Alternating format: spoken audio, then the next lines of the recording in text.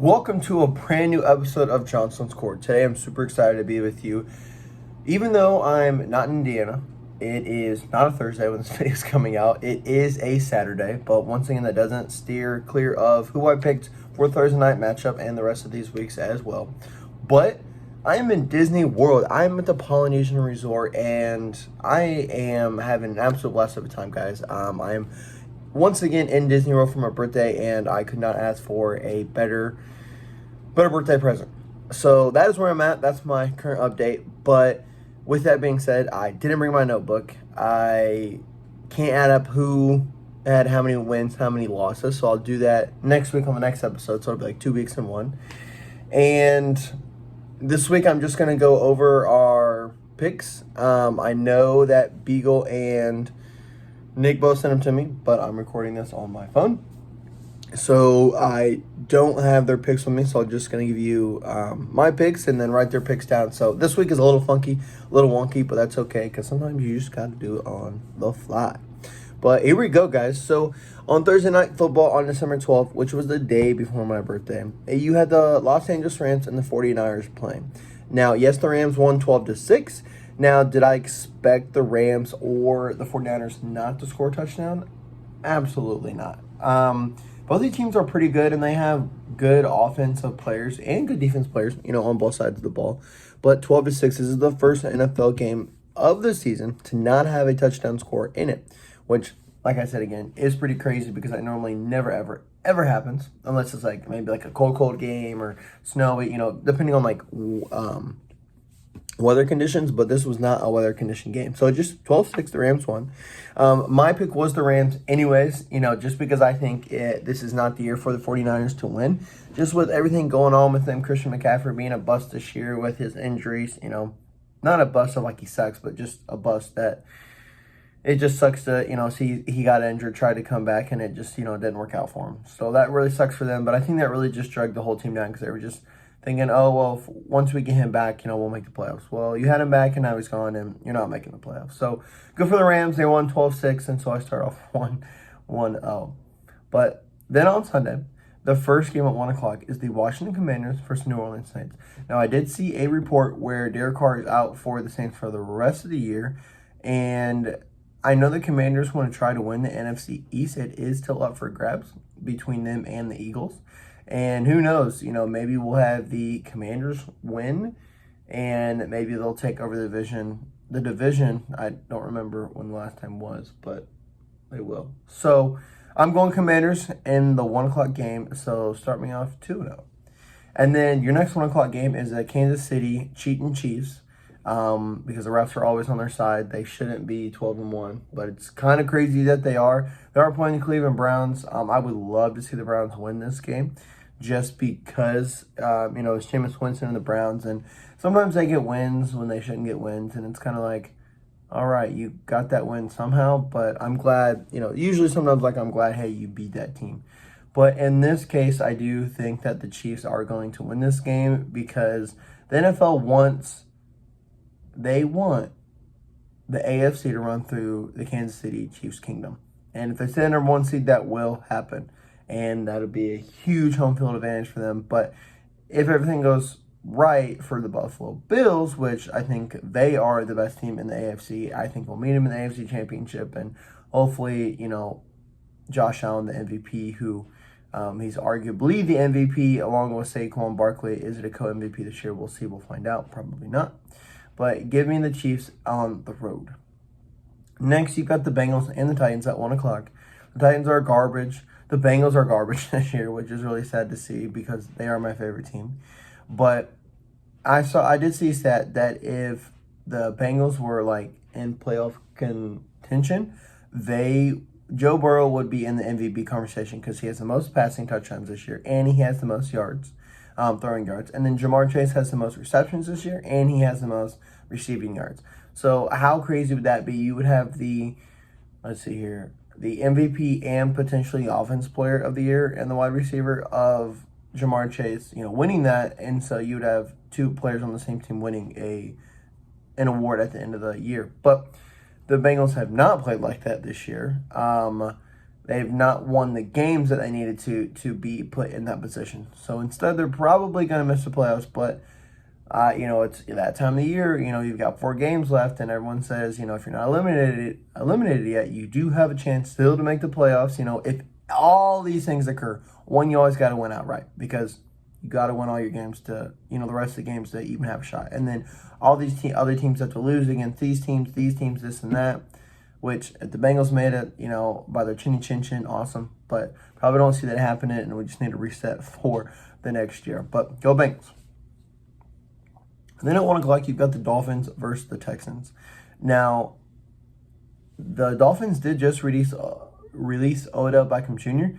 I mean, what the hell did he even do for this team this year? Really, nothing. I think he was out for the first 4 weeks anyways. And yes, he's a star name, but he didn't do anything, with the system that they already had. So maybe he finds another team. I think he probably retires because he tore his ACL last year on the Ravens and just hasn't been the same since. But just really hasn't been the same since he, honestly left the Giants when he got popular. So, I think the fame just went to his head. But give me the Texans at home. Then at 1 o'clock, you've got the Ravens versus Giants. The Ravens have the largest point spread of the season, which I think it was like 16.5 last time I checked it. Could be more. Maybe it could be a little less, depending. But the Ravens are favored to win this game by a lot. I think they do win this game. If they lose the game for whatever reason, because the Ravens have lost games this year, being stupid, they're going to beat themselves. But it is what it is, and that's how it's going to happen. But give me the Ravens on the road. We got a lot of 1 o'clock games. So your next one is the Giants versus the Jaguars. Honestly, it's kind of a coin flip between these two teams. Trevor Lawrence is out for the year, since he got that concussion last week versus the Patriots, which makes sense to just shut him down because they're not going to make the playoffs anyways, and you paid this guy one of the biggest contracts in the league. So shut him down so he stays healthy and you can have him again for next year. Now the Jets, doesn't Aaron Rodgers play there again? Will Devontae Adams resign? Will a lot of players leave? Will a lot of players stay? A lot of uncertainty in New York. But hey, you know what? Give me the Jaguars. Give me Mac Jones. He's coming in, and he's going to show you what Mr. Jones is all about. So give me the Jaguars at home over the Jets. Then the 1 o'clock, you've got the Cowboys versus the Panthers. Another garbage game. Now, you can bet on these games. Now, these two games I would bet on not to score a touchdown. If you would take a game this year, I'd bet neither of them score a touchdown. Now, the Cowboys are a dumpster fire organization, have been for a very, very, very, very, very long time. Now, with that being said, they have made the playoffs, but they choke, so that's why they're a dumpster fire. I'll always have hate for the Cowboys. I just can't stand them. Can't stand Jerry Jones. But the Panthers are actually favored in this game. How can you, I guess I'm kind of baffled because they've not been favored all year long. But versus the Cowboys, they are favored. Now, if Dak Prescott and other people are healthy, I'd be like, hey, Cowboys are going to win this game. Easy. But that's not necessarily the case. Like I said last week, the Panthers have just been dogging on these teams, man. Like, they've been keeping the game close. Whether it's a 5 to 7 point loss, like, they're a lot closer than a lot of people think. Like, they almost beat the Chiefs, which people would say that they're the best team in the AFC. So, this game is just not. It will come down to the wire because both these teams suck. But give me the Panthers at home since they're favored. Let's stay in their favor. But let's see. Okay, a lot of 1 o'clock games. What is the 1 o'clock game of the week? Well, Derek Carr's out. Probably Chiefs, Browns. Maybe the Dolphins, Texans. Yeah, let's go Dolphins, Texans. I think that will be the 1 o'clock game of the week. And like I said, I bet the Texans winning that game. Then at 4:25, you got the Buccaneers playing the Chargers. They're both still trying to win their division. Now, I don't necessarily see the Chargers winning their division. I'm more likely seeing them come second in their division. But the Buccaneers are still trying to win their division, and they need to just keep carrying all the momentum they possibly can to win that division. Even if this isn't a divisional game, you need to carry that other momentum into a divisional game so you can have the advantage going into it. So give me the Buccaneers on the road. Give me Baker Mayfield planting a flag on your college football logo. Then you've got the Colts versus Broncos. The Colts had a bye week last week. What is it going to be for the Colts? Are they going to make the playoffs, which other things have to happen in order for them to make the playoffs, but are they going to make the playoffs? Or do the Broncos with a rookie QB, Bo Nix, which technically we've got a rookie QB, and Anthony Richardson, since he didn't really play last year. So it's really two rookies going up against each other. And right now, the Broncos are having the better year. It is at home for the Broncos. I hope the Colts get adjusted to the altitude. Probably won't. So give me the Broncos at home. Then you've got the Patriots versus the Cardinals. Now, Patriots, I don't see them winning this game. I see the Cardinals winning this game pretty easily. So give me the Cardinals at home. And they are in the lead, or at least second, maybe second, for the NFC West. That is still down to 3 teams. And I think the Cardinals do have a really good shot of winning that game. Or winning that division, I should say. Then you've got the game of the week, which is at 4:25, which should be a late game. But the NFL Fox has to have one good game every week. It is the Buffalo Bills, who are, honestly, in my opinion, the best team in the AFC, playing the Detroit Lions, who are the best team in the NFC. Or you could say potentially in the entire league, because that's just what the Lions have been able to do this year. Now, the Lions are banged up on defense, like we've talked about before, but that doesn't matter. It doesn't stop them because they're going all the way. Now, with the Bills, you arguably have the MVP, Josh Allen, and he is balling out. This man from Wyoming, he went to college in Wyoming, is just doing something that we just haven't seen before. He is just, he broke records last week. He broke records the week before. I don't know exactly what they are. I think last week was 3 passing touchdowns and 3 rushing touchdowns in the same game. So it's just absolutely incredible what he's able to do. This is going to be a phenomenal 425 game. More than likely going to be a very high scoring game. But if I had to pick, I'm going the Bills on the road because I want to see the Bills be the number 1 seed in the AFC, and they have to also beat their NFC opponents as well when they go to play them. So give me the Bills on the road, a 3-point win. But that really is game of the week, guys. Then you have the Steelers and Eagles, which is also a good matchup for, the 425 time slot. But it's the Steelers versus the Eagles. Now, I've always talked a lot of, hate on the Steelers because I don't like them. But they're actually playing really well with Russell Wilson. They played pretty decent with Justin Fields in there as well. They've gone with, once they went with Russell Wilson, they just haven't looked back. So they're actually doing a really good run with him. And I think they're going to stick with him. And the Eagles, they have had offensive woes for the past few weeks and just haven't been able to get on the same page. They're one of the lowest passing offenses in the league right now. And you cannot have that versus the Steelers because the Steelers will shut you down. They've got a great defense. They've got a great defense every year. That's something that they really are known for. And, I didn't even say it yet, but Saquon Barkley, potentially also the MVP of the league, is having a phenomenal and great year.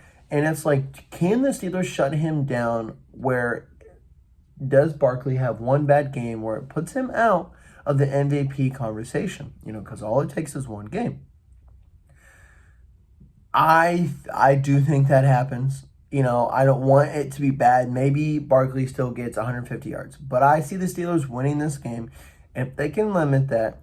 And obviously if they can stop the passing. And right now the Eagles are doing that themselves. So give me the Steelers on the road. Then at 8:20 on Sunday Night Football, which is going to be a good matchup as well. And it is the Green Bay Packers playing the Seattle Seahawks. It is at home for the Seattle Seahawks.